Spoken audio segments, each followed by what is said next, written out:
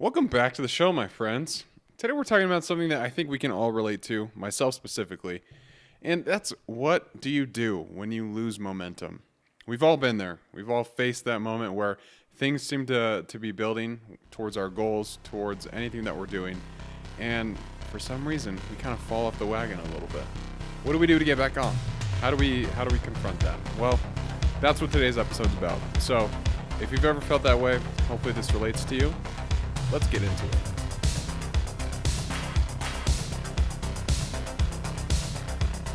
Oh man, welcome back to the show, guys. I am happy to be here today. If you're watching this, look how amazing I look. Fantastic, right? Not really, but I got some more lights, so we're making this more studio-like. So, welcome back. We're making more and more moves towards getting after it. Just like with this podcast, with everything. Always progress, slow and sure. It's what I always say. But I want to talk about something. I had some conversations with some people recently, who one, they fell off the wagon themselves, and with their goals specifically, like they were making some progress towards them. They were feeling good. They were excited about it, and it's something I talked about actually in my last podcast. Is, when things are new, people are attracted to novelty. They want to do the new thing. New Year's resolutions. It's why a lot of them are so attractive. It's because, like, hey, when January 1st comes around, I'm going to be dialed in. And for the most part, many people are. Like, they're dialed in for a while, and then life happens. Throws you some curveballs, right?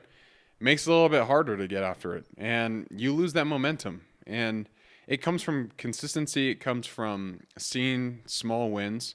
But momentum really is crucial if you ever want to pursue goals. And it's hard to do, but when you build momentum, it just carries you a little bit further down the line. Like, I've seen that I've seen that in my own life a lot of the ways. Like with running, that's a great example, because you can go out on a run and be really consistent for a while. You might be able to get your miles in month to month, but then let's just say, something happens, life gets busier, and your fitness takes a back seat. And then when you're ready you recognize that you have fallen off a little bit, you're like, oh man, I really just need to get back on track, right? And the activation energy is so much harder to start up. And actually, I want to talk about activation energy for a second, because it's something I've really enjoyed learning about and studying. But I'll break it down to the most simplest terms. And activation energy in chemistry is pretty much, it's the minimum amount of energy required for a chemical reaction to occur. And it's the barrier that reactant molecules must overcome to transform into something new. So a simple breakdown is something that requires high activation energy is a slower reaction, aka it's harder to get started. Low activation energy has a faster reaction, and it's easier to sustain. And there's also things like a catalyst, which lowers the activation energy, making reactions more efficient. What could be a catalyst in this? We'll talk about all these things. But I thought about, like, what's a good analogy to think about? And for me, it was striking a match. That simple motion, where you strike it on the box and it lights up, that's the activation energy that you use to do it. That has a catalyst on the match, which helps it light and ignite a little bit faster. But then the wood itself is the sustaining fuel that keeps it going. And ultimately you can go light candles or fires or whatever. But that's the activation energy needed in that reaction to start it. And so, like, if we want to take that and apply it to momentum, I think there's a lot to take from that idea of activation energy and how it applies to momentum. Because think about anything that you've started. The beginning is always the hardest part, and it requires the most amount of energy to get the reaction going or get the action started. It requires so much energy because it's new. And as we are attracted to novelty, we're also afraid of it sometimes, because we know that first step is the one that's going to be the hardest to overcome. And I've talked about that a lot with this podcast. It wasn't that hard to start in terms of, like, I knew everything that I needed for recording. I had all the softwares. I had everything that I needed, like, mentally to be able to get this done. But sitting down and actually doing it required a lot of activation energy. And I hear this a lot from people who come to me and they say, hey, I'm going to start a podcast of my own. And I'm like, great, you should do it. And they have these ideas about, how it's going to be, how easy it will be for them. And they ask so many questions about the process of getting started when all actually they need to do is sit down and do it.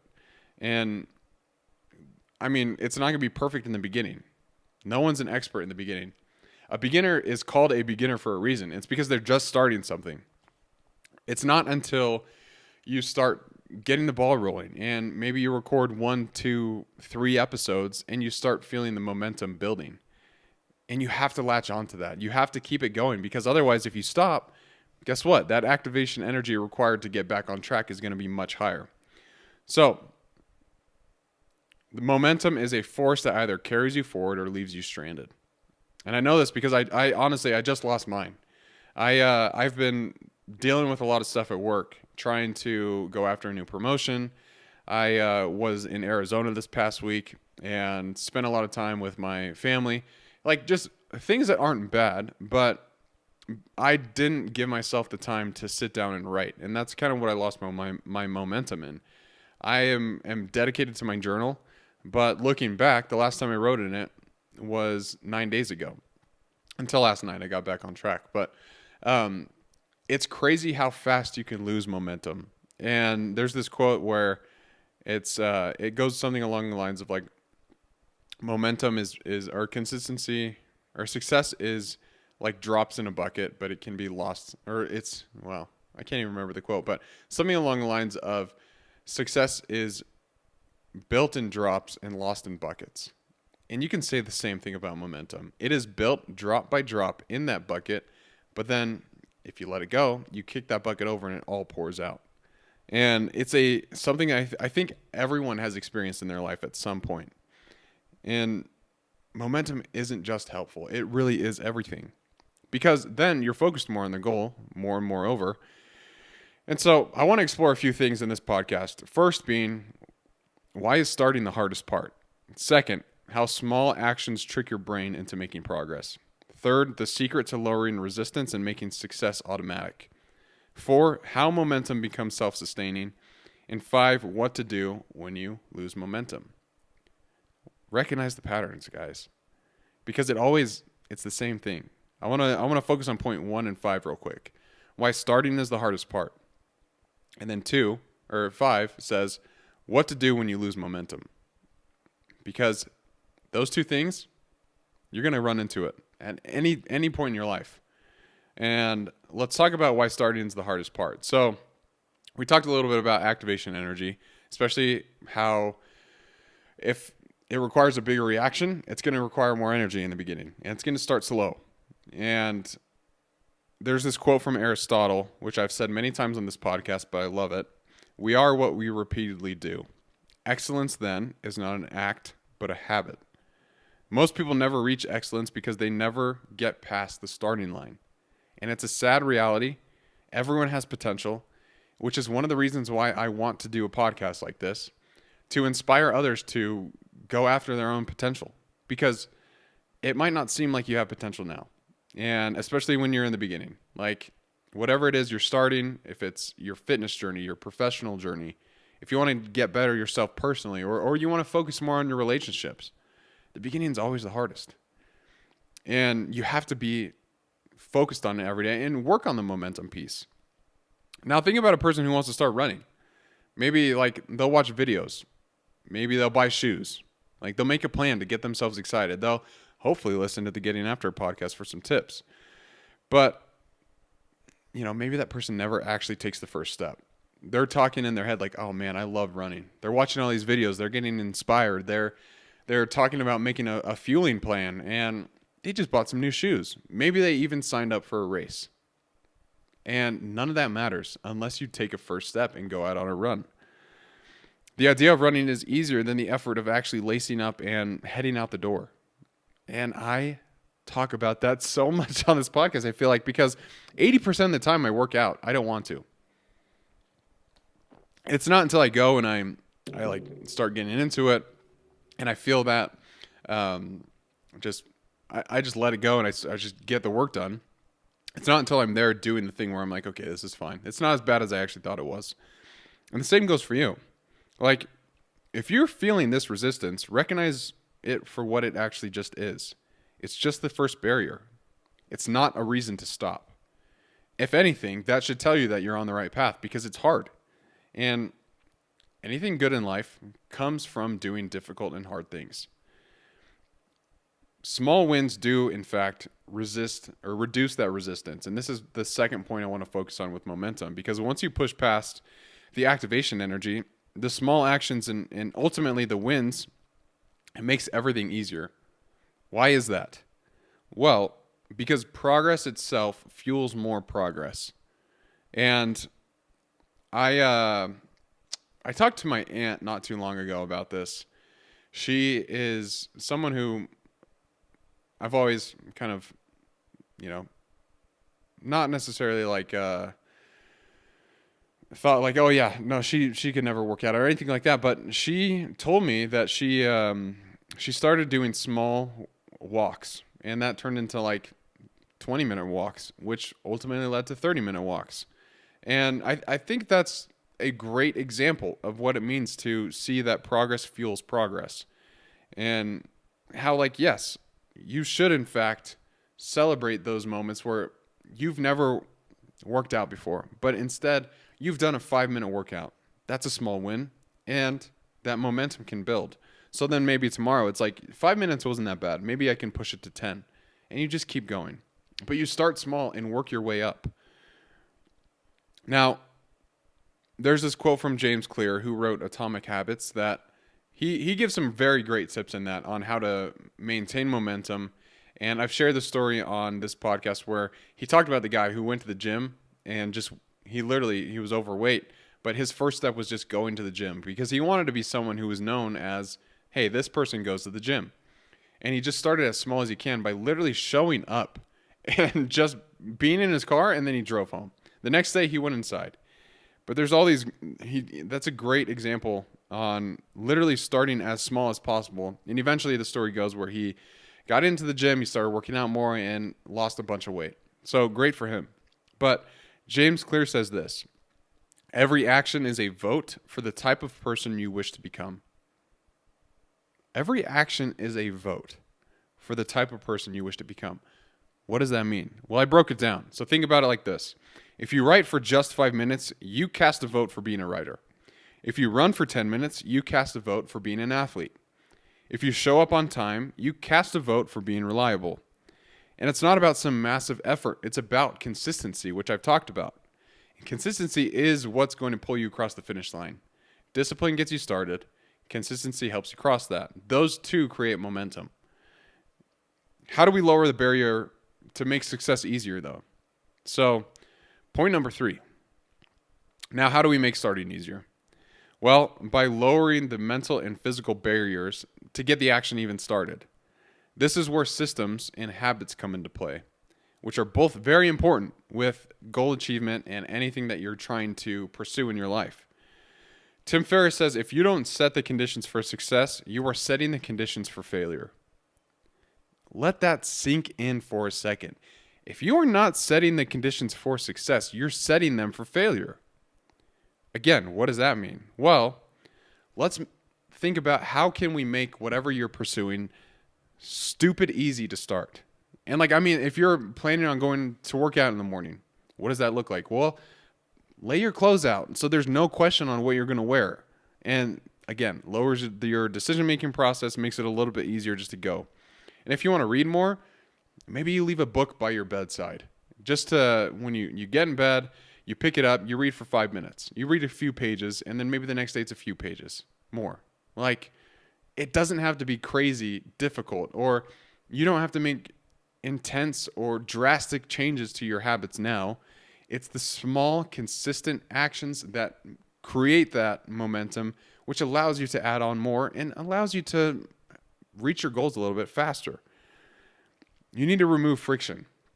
So, if you're finding yourself very distracted at work, and a lot of that's because of your phone, my advice to you would be, hey, well, let's put your phone in another room while you're working. or delete the apps on your phone that are making you lose so much time and are taking away from what you want to do and are just giving you an easy out. Like, remove whatever friction you have. And the last one I would say is just schedule it. Like, if it's on your calendar, it's a non-negotiable. You're going to do it.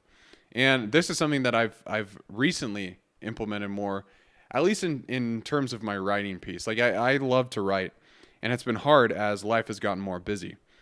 But it's something that's important to me because as I write, I get my thoughts on paper, and I'm allowed to see from my own perspective how I'm thinking about a situation. And then two, it's a great self-release for me. I'm able to just decompress a little bit, write, and it's fun for me, honestly. And so I've now found times in my day that aren't as busy as other times are. And so that might be like my lunch break. I'm out there writing for 30 minutes. Or it could be in the morning after the gym.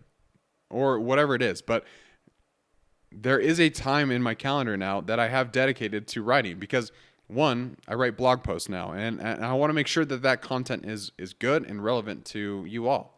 To the newsletters, like I want to make sure that provides some good tips on how to tackle the week. Which, by the way, if you want to sign up for my newsletter, you can go to keepgettingafter.com. I just send like a weekly newsletter with tips, things that I've learned, things that are helpful to me, and then, again, like talk about the blog posts and stuff like that. But when it's on the calendar, I know it's coming. And then, again, it's a non-negotiable. You just get it done. You sit down and you get it done. I don't have my phone in the room. I just want to focus on that. So when does momentum become self-sustaining? Because that's a good question. Once you built momentum, the process starts to fuel itself. It's like I said, with progress fuels more progress. And a great example is, think of a snowball. You've all heard this analogy before. A snowball that rolls down a hill, it starts very, very small, but then eventually it gets so big that nothing's going to stop it. It gets so heavy that if it crashes into something, it's destroying it. Like this big old snowball is just rolling down the mountain super fast. But it didn't start that way. It started very, very slow until you started picking up more snow, more weight, and speed as it's going down the mountain, right? So that's one thing to think about. Like, it gets bigger, faster, and harder to stop. How can we do that with your own goals? How can we make your goals feel like a snowball in terms of momentum? Well, if we want to like break it down to a very simple law of physics, it's that an object in motion stays in motion. Momentum can work for you or it can work against you. Because every time that you're not doing the thing, you're building momentum to not do the thing. If that's writing, if it's fitness, if it's your professional goals, your family and relationship goals. Like anytime you neglect that, you're building more momentum to keep neglecting it. And it's again, a scary situation to be in, but not one that can't be fixed. And so all I would say to that is like, when you do find yourself either on the good side of momentum where you're seeing yourself roll and go through the goals and you're feeling that speed build up, then keep doing the thing. But if you need to start small, that's okay too. Nothing great starts big. Like it takes time to build. And just recognize that and be okay with the fact that you won't be where you want to be in the beginning. Okay? No one ever is. And you have to be consistent at it. I've been running for 4 years now. When I first started running, I had 11-minute miles. I was very, very slow. And I think the furthest I ever ran was 7 miles at the time. But I didn't stop. Like, it's been 4 years of me running. And now I'm at the point to where I can sustain a 7-minute mile pace for 10 miles, and it's relatively easy for me. But it's because of the 4 years of not stopping that has gotten me to that point. And everyone wants to know, like, you know, I want to start running. What should I do? Or I want to, you know, have a podcast. What should I do? It's just start. No one wants to hear this answer. But really, all it is time. And you have to be patient. Patience is a huge key piece to any success that you go after. Because if you're able to understand delayed gratification, if you can put whatever laurel you want crowned on your head aside for a while and you could just focus on the work and focus on getting better yourself, then the results will dictate that. They will show that, in fact, yes, you have actually gotten to the point to where it's easy to do the thing now. But it takes time. And I don't want you to get frustrated, because many of the reasons that people actually lose momentum is because they don't see progress. And it's a sad thing, because many people don't also understand that when they are in that phase, they're on the brink of progress. They just have to keep pushing one more day. And how sad is it to think that people start goals, especially in January 1st, like a lot of New Year's resolutions, they end by the end of the month. One, maybe because it's hard, and they're not expecting it to be as hard as they thought it was. Or it could simply be because they just don't know how to add it into their day in terms of like being a actual part of their day. They don't know how to keep that object in motion, staying in motion. Like, patience is critical for all of that. On the days you don't see progress, you keep pushing. Now, I want to talk about the podcast for a second, just in terms of success. Like, this podcast is tiny compared to so many others out there. And if you were to look at the numbers and compare it to someone else, you'd be like, this is not a successful podcast. So why do you keep doing it, Brett? Well, I've said this many times. I enjoy it. I think this is an opportunity for me to learn, to refine my own skills. And if you go back and listen to my first episodes, you can see that that is the case. I've gotten better. And it's because I haven't stopped. There are days when I question my progress. Like, sometimes I'll post a really good podcast. It'll get pretty good amount of downloads. Like, it'll have a decent amount of listeners. People will reach out and be like, hey, that was a great episode. Then the next one I post maybe has like 10 people who listen to it. And in my head, I'm like, oh, that kind of sucks. Like, I was just seeing the numbers go up a little bit. And if you get focused on purely the numbers, that's not a good way to determine success, in my opinion. It might be if you're like a business owner or something like that. The numbers you should look at and analyze. But if it's a goal, I don't think you should put a number on it. You should not put a timeline on it unless it's urgent. Or if you're training for something specific like a race and you have actually a timeline. But be in it for the long haul. That is how I would say momentum is most sustained, is you don't put a timeline on it and you just say, hey, I'm going to commit to this goal. I am going to stay in it for as long as I can and see what comes from it. And so, yes, I'm coming up on 3 years of doing this podcast. And success-wise, from like outside perspectives, it doesn't really add up. There's not much success to be had with this podcast. But I'm seeing the momentum come. And I feel like I'm getting better. I am understanding what people struggle with and how to best go through that, because I myself struggle with the same things. Like, the reason I'm talking about I'm on this podcast talking about the importance of momentum is because I just saw in myself that I lost it. And it is a hard way to get back onto it. And that brings us to one of the last things I want to talk about today is, like, what do you do when you lose that momentum? Because if I'm being honest, it goes away sometimes. Like, life happens. We all fall off track and we miss a week or a month, maybe sometimes even longer. And the biggest mistake, I think, in my opinion, is just overthinking it. Like, you tell yourself, oh man, it's been a week since I've written.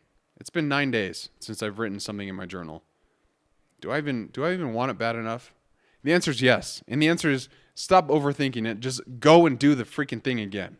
Get right back on track and tell yourself that, you know what? Yeah, I might have missed 9 days of journaling. Great lesson.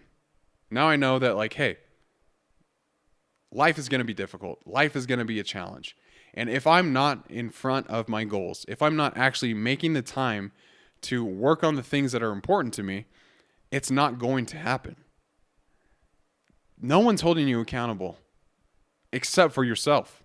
And that is the most important person that you should be accountable to, is yourself. Jordan Peterson says that you should treat yourself like your own best friend. And what he means by that is, like, if you're struggling with something, or if your friend was struggling, like let's bring the fitness example into this. Your friend comes up to you and he's like, man, I haven't worked out in 12 days. I don't know what it is. I haven't slept so great. I've been busy at work. I've had to be up with the kid quite a bit, or whatever the situation might be.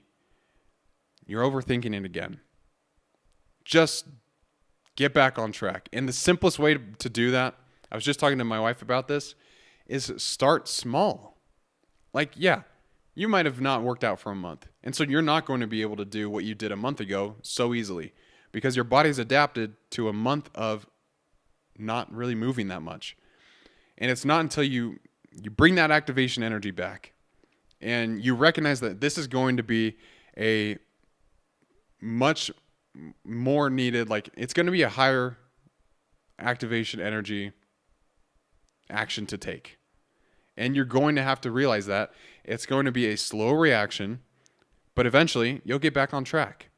And that lesson should teach you that, like, it's easier to stay in the fight than it is to stop fighting and then try and fight again. Like, that is something that I think we've all dealt with before. Whether if you're an athlete, like you practice weekly, if not daily. If you're a writer, same thing. And so the only reason elite athletes are able to perform the way that they are is because of the consistency that they put in with training. I love Kobe Bryant. I love his work ethic. I love the player that he was. And I love the stories of like how other players would look at him and be like, this guy is different. And there's a great documentary called The Redeem Team, which is about the 2008 Olympic basketball team, the USA Olympic basketball team, where before Kobe Bryant was actually part of this, it was like LeBron James, Dwayne Wade, some of those really great players that you look to. And they all came from different teams. And so they're all in Vegas. And I'm not really too sure, but like in the documentary, they talk about like how, they're the USA basketball team. They're some of the best players in the world. So how could they be like, how could they lose in the Olympics? Well, again, that's a dangerous mindset to have. But the coaches of the team realized that the USA basketball team was not meshing well. So who do they call in? They call in Kobe Bryant. Why? Well, Kobe had the hardest work ethic, I think, maybe out of anyone. And if you read the book Relentless or Winning by Tim Grover, it's interesting because Tim Grover, he was the personal trainer of Michael Jordan, Kobe Bryant. Wow, I can't speak right now. Kobe Bryant and Wow, I really can't speak. Dwayne Wade. And he would talk about how, like, Michael Jordan, he was one of the smartest players of the game. Like, he would work super hard in practice and everything like that. Kobe Bryant, same deal. But what's interesting about Kobe Bryant is that Tim Grover would have to force Kobe Bryant to stop practicing because a big chunk of being an athlete is recovery. And Tim Grover was like, you need to recover. Like, you got to focus on that. And so this guy, Kobe Bryant, had some of the strongest work ethic of anyone in the NBA. And the coaches of the Redeem team, they brought him on board. They convinced him to come and play for them. And he showed up in Vegas.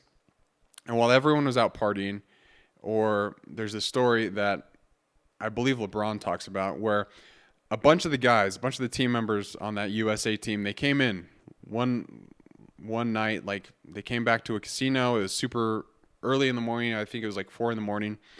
And they're coming back from a night out partying. And Kobe Bryant is lacing up, getting ready to go to the gym. And LeBron says, or whoever brought up this quote in the movie or in the documentary, he's like, man, I was losing out. Like, he set the example for me. And so then the whole team just meshed together and they built a working team that eventually they crushed it in the Olympics.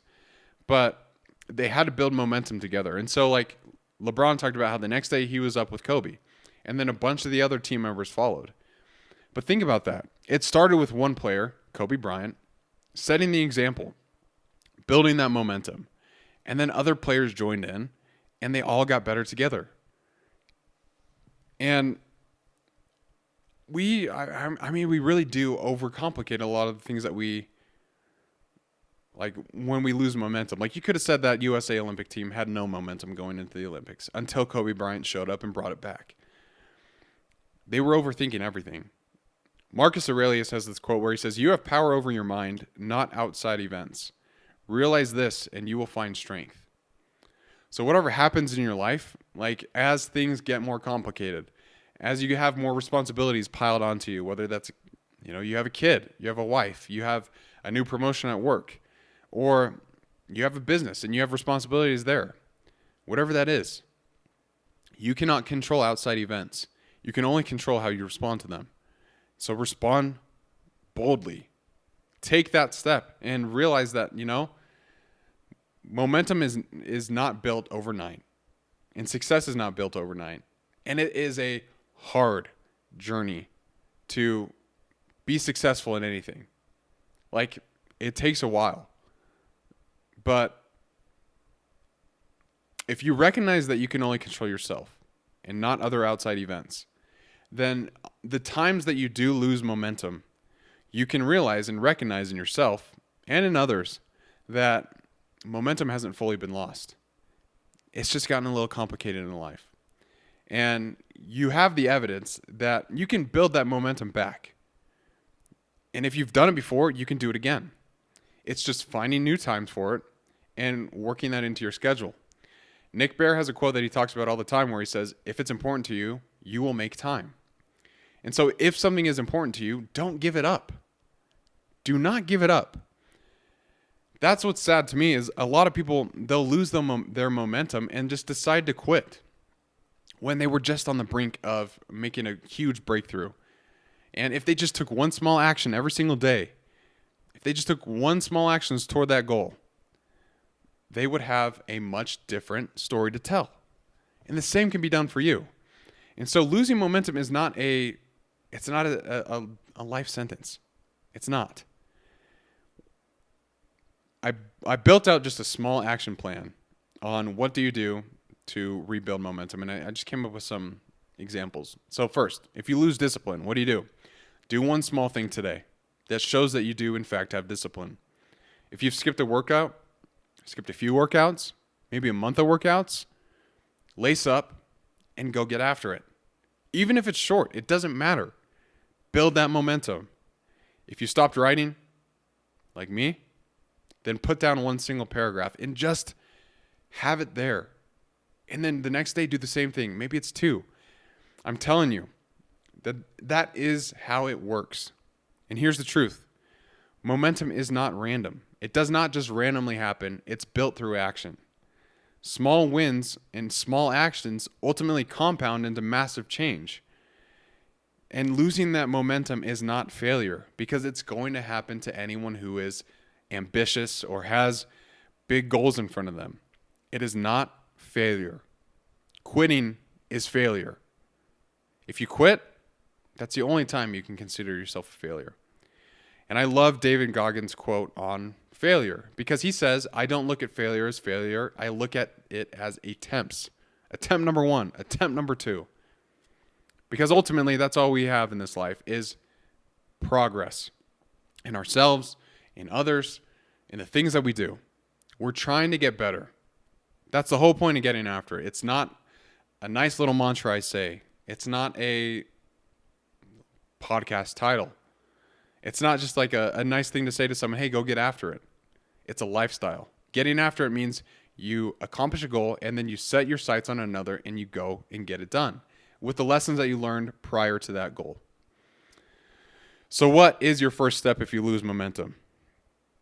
Pick something right now and do it. Because the hardest part is always just starting. And until you get that ball rolling again, you're going to feel like you are making small progress. And that's okay. Because if you're making small progress, you're making something. And hold on to that. Don't get discouraged. Don't let it break you down. Use it as an opportunity to make something happen. And I hope this podcast wasn't discouraging at all. Because the reality is you will lose momentum at some point in your life. But everyone can build it back. It's just through that small through those small, consistent actions that you can. Be patient with yourself during the process. And if you can understand how to delay that gratification and be okay with delayed gratification, you'll make strides that you never thought was possible. The only reason I'm able to talk about this stuff is because I've seen it in my own life. With small goals, with big goals, the small things matter. So don't overlook them, because that's how you build momentum. If you know someone who's maybe fallen off the path, or you've had this conversation with someone, send this episode to them, because I think this topic is one of the most important ones with pursuing any goal that you have, with any ambition that you have. You have to just keep staying in the fight, no matter how much you're able to do. Like, if we're using the fight analogy here, maybe you can only throw one punch a day, but maybe the next day you got that dude in a triangle hold, and you got him in, a little headlock there. He's not going anywhere. And then other days he'll get on top and you won't be able to move. Maybe you could just kick him in the back. But stay in the fight. Make small moves. And I appreciate you guys listening to this, because honestly, the reason that this podcast goes and the reason I have momentum with this is because I know it's helping at least hopefully one person. That's the whole goal with this podcast, is every episode I aim to just help one person. So if it helped you, let me know.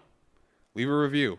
Send me a message or send me an email, because on the newsletter you can always reply. And you can also leave a comment on Spotify. Like, whatever. I don't care. I just want to hear about your stories, because your stories give me fuel. I get excited when I hear people tell me the things that they're getting after and their passions. And like, it's so cool when I'm going to shout out my mom for a second here. She, all last year, 2024, I had to fight her on starting to run, because she's the one that kind of got me into running. When I was young, she ran the Chicago Marathon, and I always thought that was so cool. Like, we had all these signs that we were like, Mom, congrats. Like, when she came home, we had this giant paper flyer that said, nice work, Dina Sorass, like Dinosaurus.